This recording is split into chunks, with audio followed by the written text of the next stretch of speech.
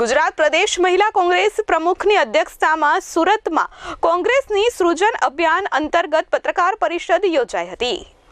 કોંગ્રેસના સંગઠન સૃજન અભિયાન હેઠળ સુરતમાં સર્કિટ હાઉસ ખાતે ગુજરાત પ્રદેશ મહિલા કોંગ્રેસ પ્રમુખ ગીતાબેન પટેલની અધ્યક્ષતામાં પત્રકાર પરિષદ યોજાઈ હતી। સાઉથ ગુજરાતમાં આવેલ દરેક જિલ્લામાં સંગઠન સૃજન અભિયાન અંતર્ગત મહિલા કોંગ્રેસમાં સંગઠન પર ચર્ચા વિચારણા કરી દરેક જિલ્લા અને શહેર પ્રમુખો સાથે મીટિંગ કરી સંગઠનને મજબૂત બનાવવા માટે સંગઠન સૃજન અભિયાનની શરૂઆત થઈ છે।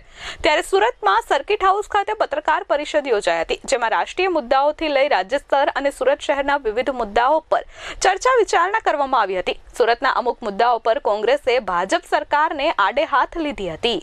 ગુજરાત મહિલા કોંગ્રેસ આખા ગુજરાતની અંદર બૂથ લેવલ સુધી જશે અને હરેક બૂથ ઉપર 5 મહિલાઓને સંગઠિત કરી અને બૂથ કમિટીનું આયોજન કરવામાં આવશે। આ ભાજપના ભ્રષ્ટાચારથી ભાજપની અંદર જે મહિલાઓનું શોષણ થઈ રહ્યું છે એમાંથી મુક્તિ મેળવવા માટે હવે મહિલાઓ પણ કટિબદ્ધ થઈ ગઈ છે।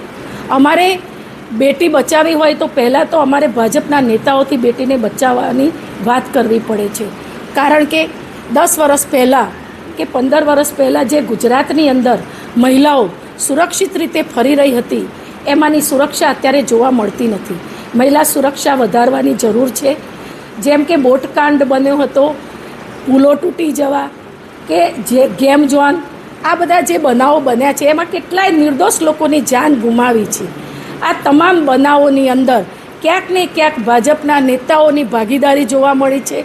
Bureau report S24 news Surat.